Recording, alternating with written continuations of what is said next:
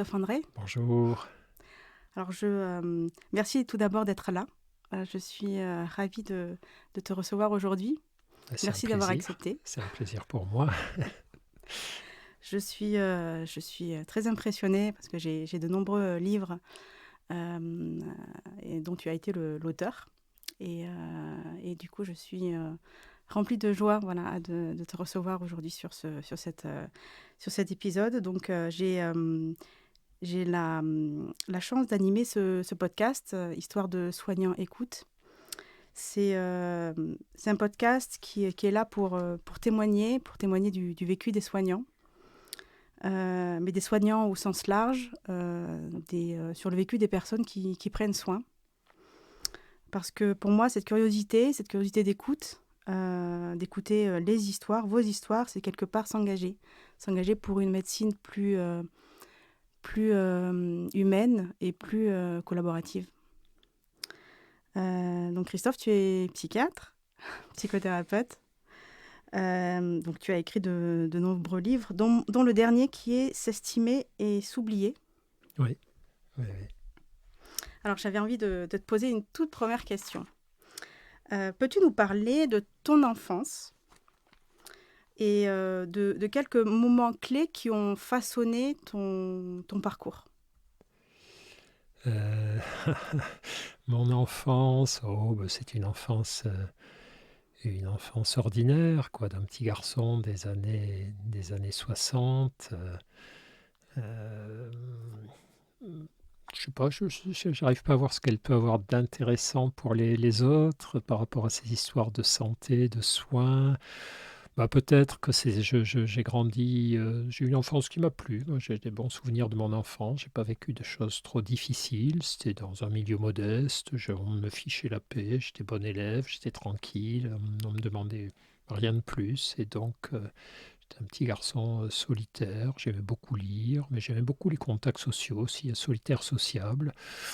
Je sais pas trop ce que je peux dire de plus. Par rapport à tout ça. Et puis après, l'autre partie de la question, c'était sur, au Les, les- fond, les moments clés qui ont Ouais, façonné ou qui ont pu... ouais.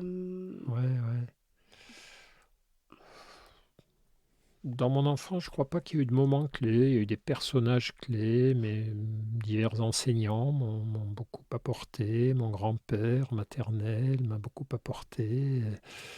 Euh, je crois que j'ai eu une enfance, une vie assez ordinaire finalement, mais c'est ça qui est super. J'ai pas de choses incroyables à raconter en tant D'accord. que personne, en tout cas. En tant que soignant, j'ai vécu des choses fortes, bien sûr. Et justement, en tant que soignant, qu'est-ce qui t'a amené justement sur cette voie d'être soignant? Alors, ça, c'est peut-être, oui, plus particulier. C'est-à-dire, moi, comme j'étais bon élève à l'époque, je crois que c'est toujours le cas, on destinait les bons élèves aux sections scientifiques.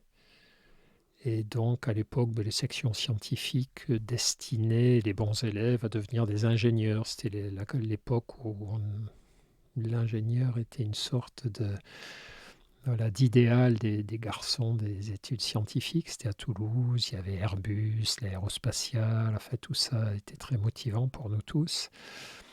Bon, ça me plaisait, mais j'étais plutôt un littéraire en réalité. Mm. On m'avait mis dans la section scientifique, donc je faisais le job, hein, j'avais des bonnes notes quand même, mais ce qui me plaisait plus, c'était la littérature et la philo.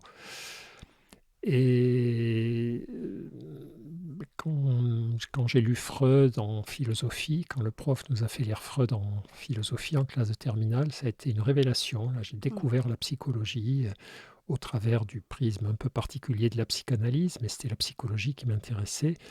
Et là, j'ai décidé que je ferais médecine pour devenir psychiatre. Donc ça, c'est comme ça que c'est venu. Après, rétrospectivement, on réécrit son histoire, évidemment, on la comprend mieux avec les années qui ont passé. Ce qui est évident, c'est que je venais d'une famille où il y avait pas mal de problèmes psychiatriques, où j'étais moi-même un anxieux, donc sans doute que ce choix d'aller vers la psychiatrie s'expliquait aussi par ça, mais à l'époque, en tout cas, je n'en étais pas conscient. J'ai juste été séduit par cet univers que me révélait Freud. Et j'ai décidé d'y aller, voilà. D'accord. Et quel a été le déclic dans ton parcours qui a fait que tu as intégré la pleine conscience dans ce parcours? Ah, la pleine conscience, la méditation de pleine conscience, elle est venue assez tard en fait. Voyons, c'était dans les années 90, oui, oui, j'étais déjà jeune psychiatre, j'étais déjà arrivé à Paris, j'étais déjà praticien hospitalier à Sainte-Anne. Alors des années plus tôt, à la mort de mon meilleur ami, j'avais fait une retraite dans un monastère bénédictin où j'avais découvert, non pas la méditation, mais la vie contemplative, le fait de ne pas agir, de ne pas réfléchir, de se laisser porter comme ça par quelque chose à mi-chemin entre la prière et la méditation, mais dont voilà, j'aurais été bien incapable de dire ce que c'était, sinon rester assis, immobile, à respirer, sans chercher à avoir le moindre résultat que ce soit dans la nef de l'église, là, du monastère où j'ai fait cette retraite pendant 15 jours. Et là, j'avais touché du doigt quand même une sorte d'état très particulier qui avait à la fois des dimensions un peu vertigineuses, un peu angoissantes au début, puis qui peu à peu, plus on le répétait, plus on le prolongeait, plus on restait en place, qui peu à peu révélait tout de même tout un océan d'apaisement, de douceur. Voilà, ça c'était une première strate finalement.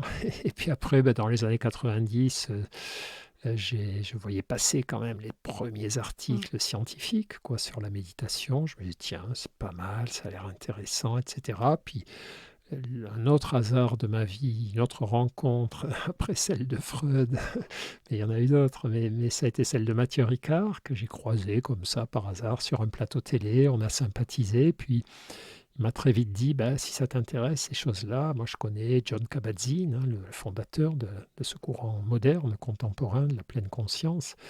Euh, et voilà, donc là c'était parti. J'ai commencé à me former, à tester sur moi, sur les patients. Et euh, là encore, à la fois le mélange entre le hasard et la nécessité, le hasard d'être tombé sur les articles, Mm. d'avoir parlé avec Mathieu Ricard, et puis la nécessité aussi, parce que c'était mon truc quand même, clairement, la méditation. C'était mon truc, mais je l'ignorais.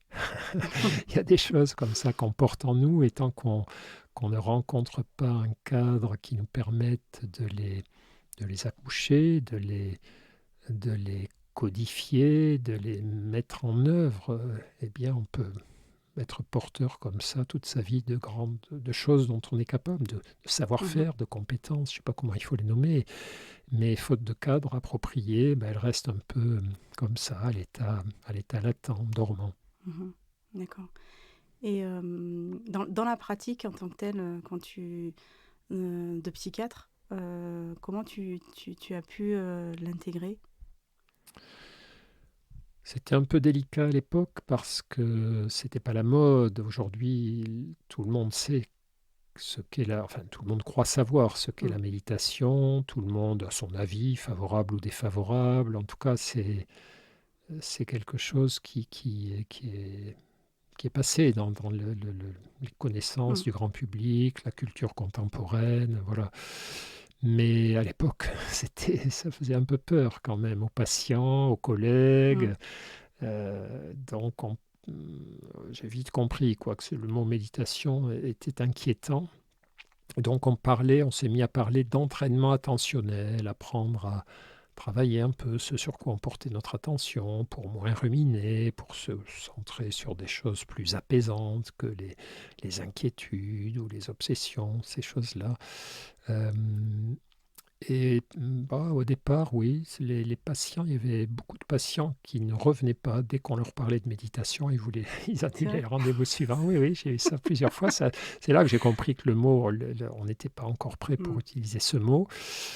Et parmi les collègues, les confrères, il y avait ce mélange classique, à la fois de certains étaient un peu perplexe, mais disait, bon, pourquoi pas, on a bien déjà la relaxation, la Mm. sophrologie, donc c'est peut-être une variante un peu plus folklorique. D'autres étaient carrément hostiles, ils avaient l'impression que c'était une sorte de dérive sectaire ou de folklore bouddhiste, là, venu de je ne sais quel mode.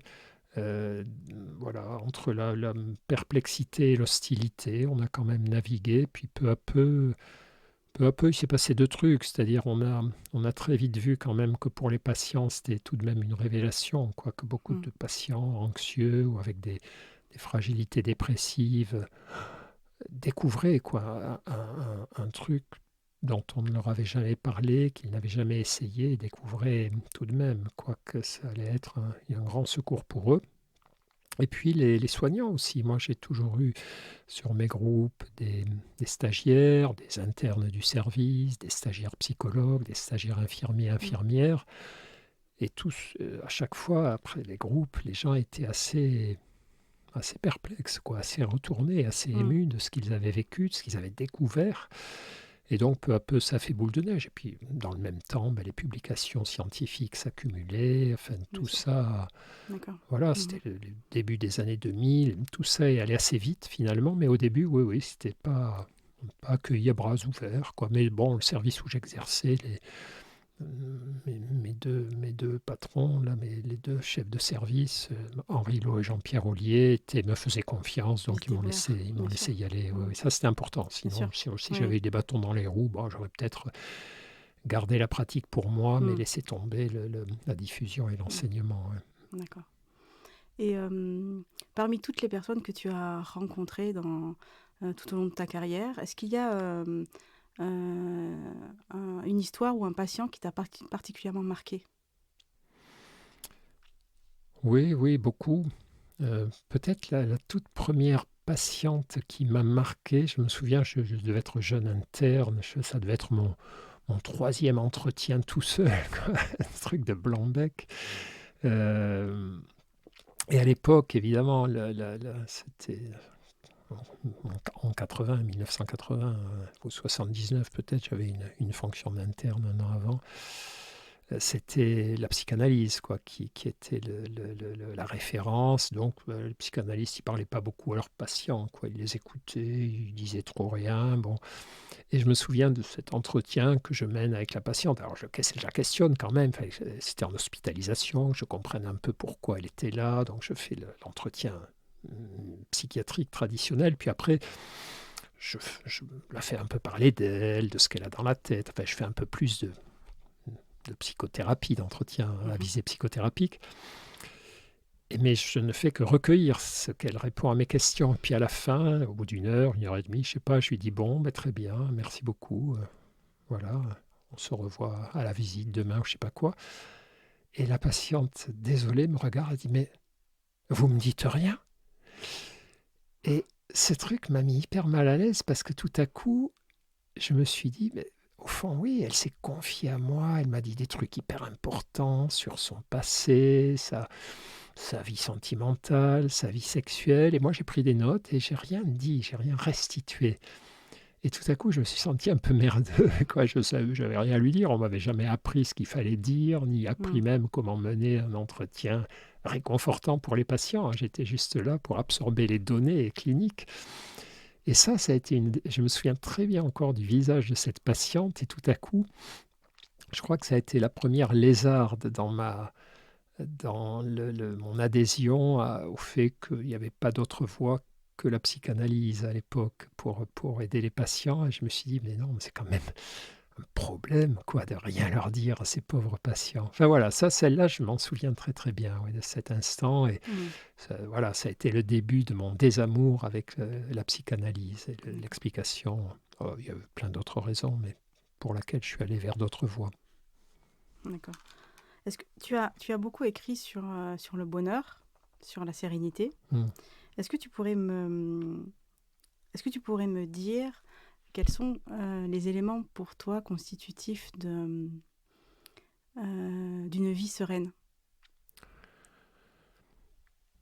Alors, si j'ai écrit sur le bonheur, c'est toujours un peu la même histoire. C'est d'abord parce que j'avais l'impression que c'est un truc qui manquait dans notre métier, que il ne s'agissait pas d'aider les patients à sortir des problèmes d'anxiété, de dépression, d'addiction, mais il y avait un service après-vente à accomplir et les aider à élever un petit peu leur capacité à créer un peu plus de bonheur dans leur vie. Il me semblait que le bonheur, aider les patients à accéder un peu plus... Le bonheur ne pouvait pas leur tomber du ciel. C'était des gens qui avaient des vies un peu cabossées pour différentes raisons et que eux, c'était des personnes qui devaient construire leur bonheur. Ça ne leur avait pas été offert par leur enfance ou par la vie ou par la génétique. Et donc, j'avais la certitude, un peu comme pour l'estime de soi, que si on ne travaillait pas aussi sur ça, au sortir de la phase un peu plus traditionnelle du traitement, le risque de rechute était plus élevé. Donc ça, c'est à ce moment-là que j'ai commencé à m'intéresser à la littérature scientifique sur le bonheur, c'est-à-dire sur la psychologie positive, les émotions agréables, voilà, la sérénité. Et puis évidemment, là encore, de façon rétrospective, c'est parce que ça m'intéressait à titre personnel. Bon, toujours la même histoire.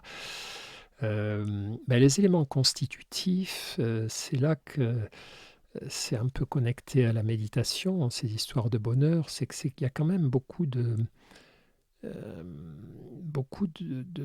prise de conscience. C'est-à-dire, je crois que la plupart des humains ont l'occasion de vivre des moments plutôt agréables, de bien-être. Là, on est des Occidentaux, on vit en démocratie, on a un système de santé, un système éducatif, un système de protection sociale très correct, très formidable même par rapport au reste de la planète. Donc on a quand même plein de moments, la plupart du temps, évidemment c'est pas généralisable à 100%, mais je crois que 80 ou 90% des personnes qui vivent en Occident ont plutôt davantage de raisons de se sentir heureuses que de se sentir malheureuses. Mais on a cette petite incapacité à comprendre que quand on vit un moment de bien-être, le ciel est bleu, on est au restaurant avec des amis, on mange des bonnes choses, on peut payer notre loyer, on n'a pas de cancer en cours, voilà. On devrait être heureux dans ces moments-là. On devrait être capable de se dire, bon, écoute, prends conscience de toutes ces choses-là. Évidemment, il y a tous les emmerdements inévitables du quotidien, d'une vie humaine, mais toutes ces choses-là vont bien, donc réjouis-toi, savoure, pose-toi, respire et dis-toi, t'es en vie, t'as un toit, t'as des trucs dans ton assiette, tu rencontres des gens qui t'apprécient, bon. Il n'y en a pas d'autres, pas tous, mais voilà.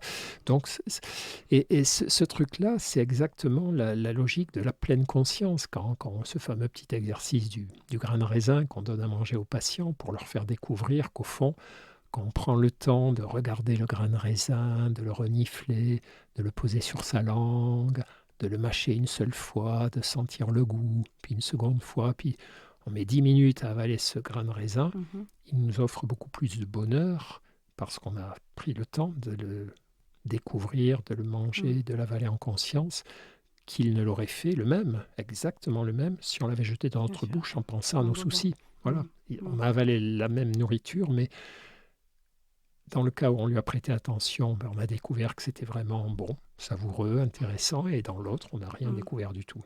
Ça passe par la présence. Oui, la présence, la conscience, l'attention prêtée à ce qui va bien dans notre vie. Et puis après c'est compliqué, ces histoires de bonheur. C'est un peu comme la méditation, c'est-à-dire la méditation, ce qui a été compliqué, c'est effectivement que naïvement, on avait un peu sous-estimé le nombre de préjugés, d'idées fausses, d'idées reçues alors à l'encontre de ce qu'elles pouvaient apporter. Bon, après, voilà, on y est quand même arrivé. Et le bonheur, c'est pareil. Pour beaucoup de gens, le bonheur, c'est un truc gnangnan, superficiel, un peu bêta-sous, et puis qui empêche, qui serait sans... Au fond, beaucoup de personnes croient que la psychologie positive, au fond, c'est se persuader que tout va bien et ne pas vouloir voir les problèmes. Alors que ce n'est pas du tout ça, la psychologie du bonheur. C'est prendre conscience de ce qui va bien pour avoir la force d'affronter ce qui va mal et qu'on est capable aussi de Mm. voir. Et là encore, il y a une connexion avec la méditation de pleine conscience. La méditation de pleine conscience, l'idée, c'est pas de faire le vide dans sa tête pour chasser les soucis. L'idée, c'est de permettre aux soucis, aux douleurs, aux inquiétudes d'être là, mais de ne pas être mis en esclavage par elles, de ne pas laisser les soucis, les douleurs, les souffrances aimanter toute notre attention et Mhm. prendre toute la place, d'élargir cet espace intérieur à tout le reste Mhm. également. Mais la psychologie du bonheur fonctionne de la même façon. D'accord. Et alors une question encore plus personnelle. Est-ce que quand tu as un moment de grand stress ou d'émotions fortes qui te submergent, j'imagine que tu utilises ces moments de pleine conscience. Mm. Et est-ce que tu as une méditation particulière que tu utilises dans un moment, par exemple, de stress extrême qui t'aide particulièrement? Est-ce que il y a des rituels que tu mets Un en peu, place? ouais. Oui, oui, oui. Bah, plus le stress est grand, plus il faut faire simple. Ok. Donc, par exemple, quand j'ai appris que j'avais un cancer du poumon en sortant de la consultation avec le cancérologue, j'étais un peu remué quand même. Et donc, tout de suite, je me suis dit, oh là là, va t'asseoir là sur le banc de l'hôpital. Il faisait beau ce jour-là, c'était en hiver, hein, mais bon, voilà, je pouvais m'asseoir dehors. Donc, et je me suis dit, avant d'appeler tes proches, tes copains, tes autres cancérologues, avant d'appeler ton assureur, euh, tu te poses et tu laisses ce truc-là prendre sa place dans ta tête. Et, bon. Et donc là, je suis allé faire un petit exercice sur le banc là, pendant, je sais pas, une demi-heure, trois quarts d'heure de pleine conscience. C'est hyper basique. Je me suis dit, ok, là, gros message, grosse information qui va avoir des répercussions sur ta vie, grosse perturbation. Et donc, pleine conscience de l'instant. Tu t'assieds, tu redescends dans ton corps, comment ça va, comment tu respires, écoute un peu les oiseaux, le bruit des voitures, continue de respirer, essaie de regarder un peu toutes ces pensées là qui se secouent dans ta tête, observe-les sans te faire absorber par elles, réécoute un peu les oiseaux, reviens un peu dans ta respiration, voilà, reste encore quelques minutes, inspire, voilà, un truc hyper Mm. basique, présence à Mm. l'instant. Mm. Et pendant ce temps-là, toute cette agitation intérieure je ne sais pas si elle se calmait, mais en tout cas, les choses se mettaient en place tout doucement. Et voilà, bon, c'est normal, tu as peur, tu es triste. Je voyais apparaître aussi des choses qui n'étaient pas si évidentes. J'étais pas juste anxieux, j'étais triste, quoi. J'avais des pensées, des merde, tu vas peut-être mourir. C'est dommage, là, c'est bien la vie, c'est un truc intéressant, sympathique, là, c'est quand même un peu triste. Bon, d'un autre côté, je sais pas quel âge j'avais à l'époque, je devais avoir 59 ans, donc c'est pas non plus un scandale, comme si tu étais un gamin. Enfin, mais tout ça n'avait été possible que parce que j'avais décidé de, de me poser en pleine conscience, au lieu de me jeter dans Mm. l'action, dans l'interaction, téléphoner, agir, faire des trucs. Avec ce grand trouble intérieur, là j'avais décidé de m'occuper d'abord de ce trouble, de lui Mm. permettre déjà de comprendre en quoi il consistait, de quelle manière il m'habitait, qu'est-ce qu'il provoquait en moi, avant de me remettre en marche. Et voilà. Et de façon générale, je fais ça quand je sens que ça chauffe un peu trop, que la vie me bouscule. J'aime pas que la vie me bouscule. Et quand la vie me bouscule et que je sens que je suis en surchauffe, hop, je m'arrête, je vais sur mon banc, dans mon bureau, où je m'assieds là où je peux Mhm. m'asseoir. Et pendant une demi-heure, je Mm. me dis, ok, regarde ce qui se passe, laisse venir, observe, ressens, ne cherche pas à modifier, mais augmente ta conscience de ce que tu es en train de vivre. C'est quelque part se laisser. On utilise souvent ce terme, se laisser traverser par les émotions. Mm. Quelque part, c'est ça. Oui, permets-leur d'être là. D'être là, Observe sans. Mm. simplement de quelle manière elles habitent ton corps, quel genre de pensées elles font naître en toi, quelles impulsions elles sont en train de te suggérer. Regarde si tout ça te convient ou si peut-être il faut dire, ben non, je comprends bien que l'émotion soit là, mais Je veux pas aller vers ce qu'elle me pousse à faire. Je veux pas aller vers voilà, la prostration, Mm. l'agression, la désolation. Non, non, c'est un travail, oui, oui, c'est assez écologique, la méditation, finalement. Au lieu de vouloir arracher les mauvaises herbes qui nous dérangent, on se dit, OK, bon, je vais les laisser là. Il ne faut pas qu'elles envahissent tout le jardin Mm. quand même, donc je vais un peu nettoyer, mais voilà, il ne faut pas que mon obsession, ça soit qu'il n'y en ait plus un seul brin. Là, c'est trop compliqué, puis c'est peut-être un peu con, finalement, Mm. de les empêcher d'être là, mais qu'elles qu'elles prennent toute la place, non, Mm. ça je suis pas d'accord. Et tout à l'heure, tu me parlais justement du fait euh, qu'en s'entraînant à méditer, la méditation devenait avait de plus en plus d'impact. Oui, Est-ce que tu penses que c'est parce que justement tu es un méditant, que tu pratiques régulièrement, dans ces moments comme ça d'extrême, euh, d'émotion extrême ou ouais. de stress extrême, tu as une capacité plus importante à justement faire cet arrêt Oui, sur image oui, et oui. se dire voilà, euh, Ah bah tout ce oui. que tu as décrit. Non, non, mais ça c'est clair. C'est-à-dire quand cette histoire-là que j'ai racontée à propos du cancer, c'est en 2015, Mm, ça faisait déjà une quinzaine d'années que je méditais mm, très très régulièrement. Donc j'avais des heures de vol. Je mm, n'avais pas le niveau d'heures de vol d'un Mathieu Ricard ou d'un John Kabat-Zinn, mais quand même, quoi, mm, quelques milliers.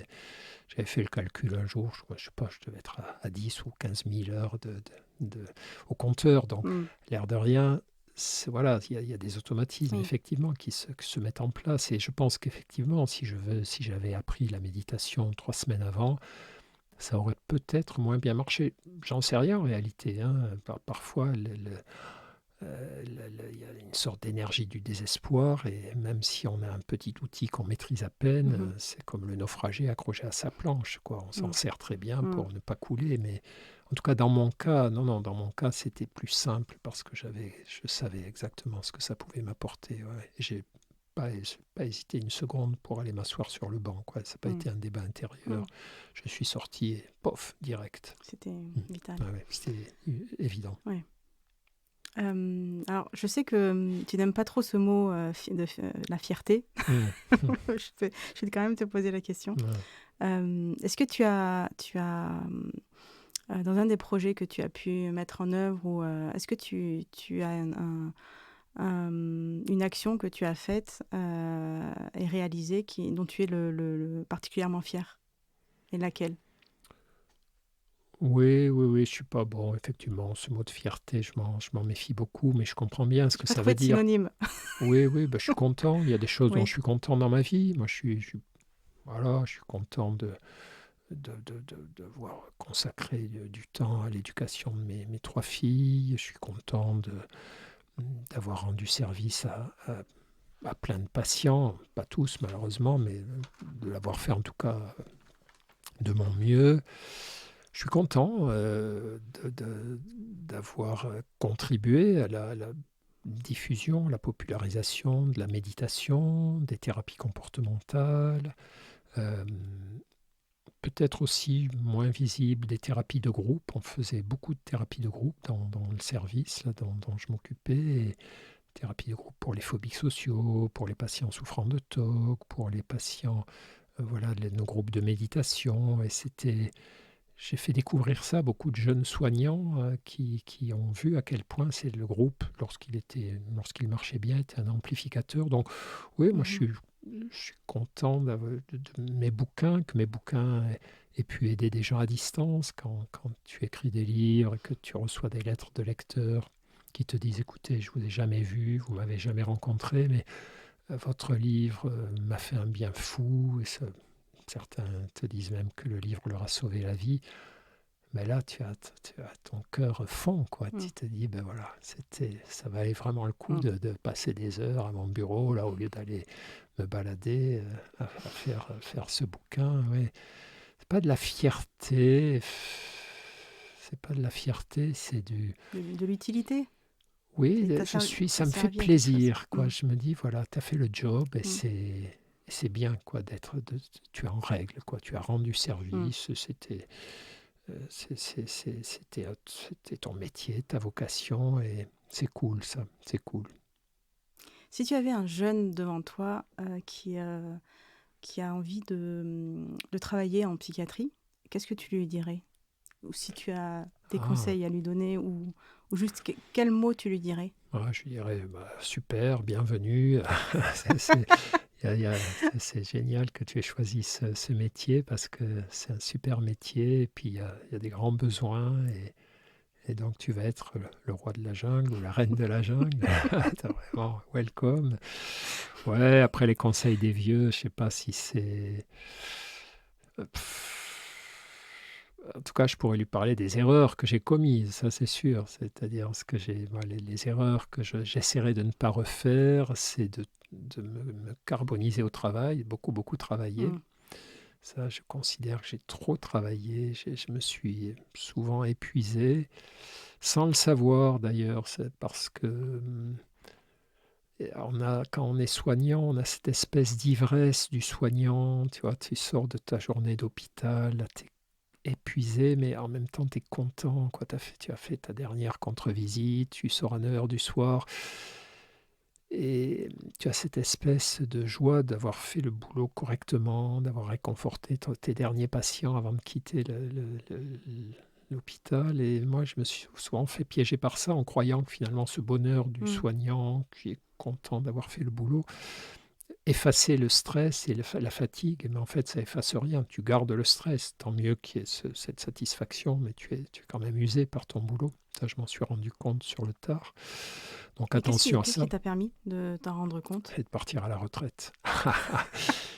Ah ouais. Eh oui, Et non, moi je suis parti à la retraite un peu inquiet en me disant punaise, t'as fait ça 40 ouais. ans, tu vas avoir un gros syndrome de manque, quoi. Mm. C'est parce que j'avais décidé d'arrêter à cause de la maladie, hein, du cancer. Je me suis dit, bon, je sais pas combien de temps il te reste à vivre, donc 62 ans, prends ta retraite, quoi. Ne fais pas le malin, n'en rajoute pas, parce que si c'est pour mourir sur Mm. scène, là, comme Molière, c'est peut-être sympa, mais c'est pas drôle pour tes proches, et puis pour toi non plus, finalement. Et donc, oui, j'ai pris ma retraite dès que possible, dès que j'ai eu l'âge, quoi, de partir, mais avec cette inquiétude de me dire, ça va te manquer. C'était un boulot tellement incroyable, tellement génial, qui t'a tellement plu, dans lequel tu as reçu tellement de gratification de tes patients, des jeunes que tu as formés, que, eh ben non. 3 mois après, je dormais mieux, j'étais plus léger, ça ne me manquait pas. Mm. Et donc, ça ne veut pas dire que je m'étais trompé en faisant ce métier, ça veut juste dire que j'étais au bout du rouleau. Mhm. Je l'avais fait avec trop d'intensité. Donc voilà, pour revenir au conseil aux jeunes, fais attention à ne Oui. pas te carboniser. Mm. Varie un peu ta pratique. Finalement, moi, je crois que ce Mm. qui est bien, ce qui a été génial pour moi, c'est sur les dernières années en tout cas, de ne pas être psychiatre à temps plein, de l'être qu'à mi-temps, et puis d'écrire les bouquins, de faire des petites chroniques pour les médias, d'enseigner, de travailler en institution, d'animer des groupes de supervision. Mm. C'est vrai que c'est important, je crois, quand on est soignant, de ne pas faire que soigner, étonnamment, de soigner, mais aussi d'essayer de participer à d'autres, de varier quoi, son champ professionnel. Voilà, bon, Mm. D'accord. Et je voulais retourner sur le champ du système de santé actuel et avoir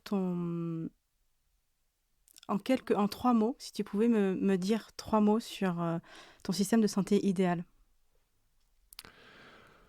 Oh, il y en a même qu'un, il y en a même qu'un, c'est le temps. C'est-à-dire, je pense que ce métier de soignant est un métier génial si tu as le temps de le faire correctement. Si tu as le temps de recevoir un patient 10 minutes s'il a besoin de 10 minutes, 1 heure et demie s'il a besoin d'1 heure et demie. Mm.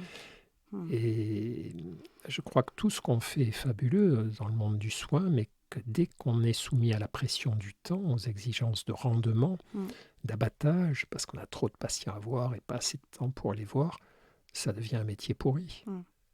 Enfin, voilà, ça ne vaut plus la peine. Quoi. Tu Mm. t'écœures de ton travail parce que tu n'es pas dans les bonnes conditions. Donc je crois que c'est ça le maître mot, permettre aux aux infirmières d'avoir du temps pour bavarder avec les patients, les réconforter, pas seulement passer le plus vite possible, poser les perfs, prendre les relevés biologiques et tout, permettre aux médecins de faire la même chose, de s'asseoir au pied du lit ou de garder un patient qui est très très déstabilisé plus longtemps. Et voilà, c'est un système idéal que je décris, mais je crois que c'est ça la clé. Donc, après, les retentissements de ça, c'est qu'il faut davantage de soignants, davantage de moyens, mais je crois de moyens humains. Je pense que les connaissances techniques que nous avons aujourd'hui, que ce soit en médecine somatique, en psychiatrie, dans le monde des soins, elles sont déjà géniales. On va progresser, ça va continuer, mais que là, ce qui nous manque, c'est plus d'humanité. Et cette humanité viendra du fait que les soignants aient plus de temps, plus de disponibilité pour donner le meilleur d'eux-mêmes. Un soignant stressé, un soignant pressuré par la pression du temps, il ne donne pas le meilleur de lui-même. Il fait de son mieux, mais ça pourrait être plus cool. Tu es optimiste ? Je suis réservé. Je suis réservé parce que j'ai bien l'impression quand même que moi, j'ai connu une époque un peu dorée de la médecine, le système là, de santé dans lequel j'ai grandi dans les années 80-90. C'était un système où les médecins avaient la main sur les budgets. Il n'y avait pas encore la logique comptable. Donc, sans doute qu'il y avait beaucoup de... Peut-être, en tout cas, du gaspillage, des dépenses inutiles, mais... Voilà, on pouvait être confiant. Là, je crois que les données économiques vont être beaucoup plus serrées, mais bon, tout reste possible. Hein. Mais en tout cas, cette histoire-là, c'est pas moi qui l'écrirai. J'espère que les jeunes collègues vont avoir la pêche, l'énergie, la force de l'écrire dans le bon sens. Est-ce que tu peux me donner le nom de quelqu'un que tu aimerais écouter en tant qu'invité dans le podcast Histoire de soignants. Écoute. Il y en a beaucoup.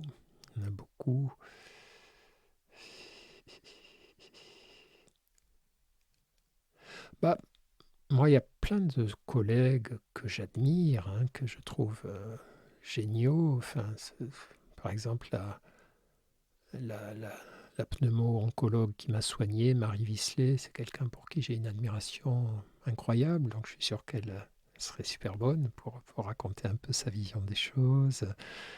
Là, la question me prend un peu de court. Il aurait fallu que j'y réfléchisse, mais non, voilà, son nom à elle me vient. Plein de médecins généralistes aussi, des gens comme Baptiste Beaulieu, que je côtoie parfois à France Inter. C'est quelqu'un qui a ça, une vision... Qui est toulousain aussi. Qui est toulousain, bien sûr, qui a une vision forte de ce que devrait être le soin et dans laquelle je me retrouve. Enfin bon, plein de gens formidables dans ce milieu. Merci Christophe André. Merci beaucoup. Est-ce que, avant de nous quitter, tu as envie de donner un dernier message aux auditeurs ? Moi, je suis très mauvais pour les messages. Non, je pense que dans les gens qui écoutent, il y a beaucoup de personnes concernées par le soin, la santé, des soignants, des patients, des personnes qui s'occupent d'associations. C'est top. Voilà, continuez de faire votre mieux. On n'est jamais au top niveau, à la perfection, jamais satisfait à 100%, mais tout ce qu'on fait, en tout cas, à quoi on croit et qui nous semble aller dans le bon sens, ça a une utilité. Parfois, on a l'impression qu'on se bat contre des moulins à vent, que ce qu'on fait ne sert à rien, mais ça, c'est toujours une erreur. Tout ce qu'on fait sert. Ça ne sert pas peut-être immédiatement, ça ne sert pas peut-être de façon spectaculaire, mais tous les actes, toutes les paroles, tous les gestes qui vont dans le sens du soin, de la bienveillance que nous accomplissons, ils ont tous une portée, même les plus petits. Voilà, ça sera mon message. Merci Christophe André. Merci à toi.